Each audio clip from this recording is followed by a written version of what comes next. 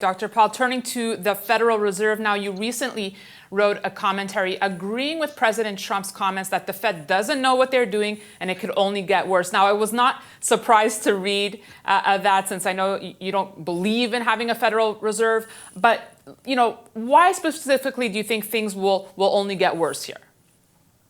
Well, because it's a system that isn't workable. And this is the reason why getting out of this recession hasn't been so good, because we got into it because we had too much spending, too much regulation, too much printing press money, and too much alteration of interest rates. So what are they doing now, since the evidence is clear it's not working? Well, print more money, spend more money, regulate more money, break up the companies. So they're not approaching it the right way. They should be talking about true monetary policy and what a free market is actually like, and they're not talking about that. Also, you recently commented on the cryptocurrencies and how you like the cryptos and competing cryptos. But what do you make of this constant comparison of gold to the crypto space? Do you see the need for such a debate? Well, I don't think it hurts anything. I think it's fine. But I've addressed this many times, and it's mainly being from advising that we have competition.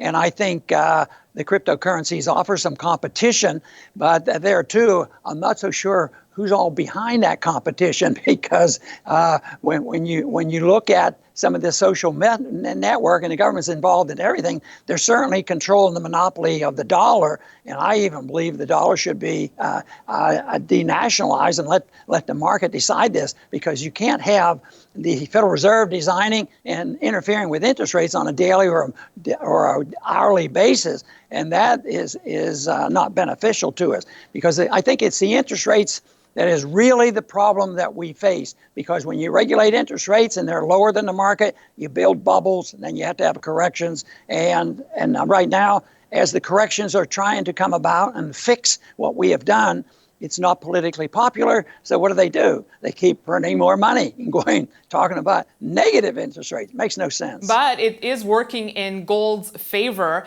the metal having a great summer so far. What do you make of the run-up in prices?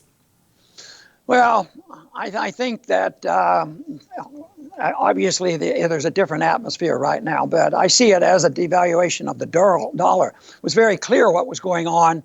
In the 1970s, you would take, and there was an announcement that it'd be a devaluation, and gold was $35 an ounce. They'd go to 38 and 42, and then they let the market have it. And they would call that a devaluation, a weakening of the dollar. Today, we call it the price of gold.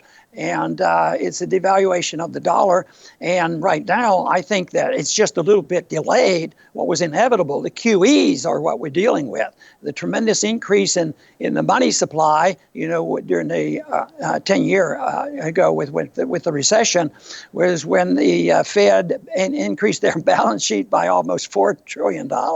That's what we're dealing with. So it's catch up, and the price of gold is going up. But I still argue, in reality, it's the dollar going down, and that, of course, pushes prices up. But it does a lot of other things, too. It causes a maldistribution of wealth, which is probably more political dynamite than the rising prices at this moment.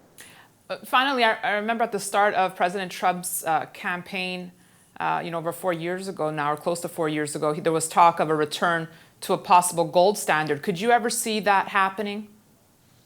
Not soon. That's not going to happen soon. But I think in reality, when countries destroy money, they always go back to using the metals again. So that will happen. We hear it around the world. Right. The other countries are further ahead than we are.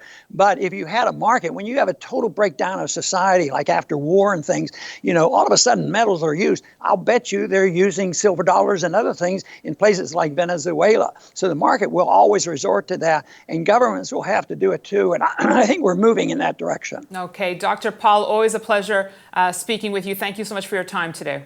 Thank you very much. And thank you for watching this edition of Kitco News. We'll be back tomorrow.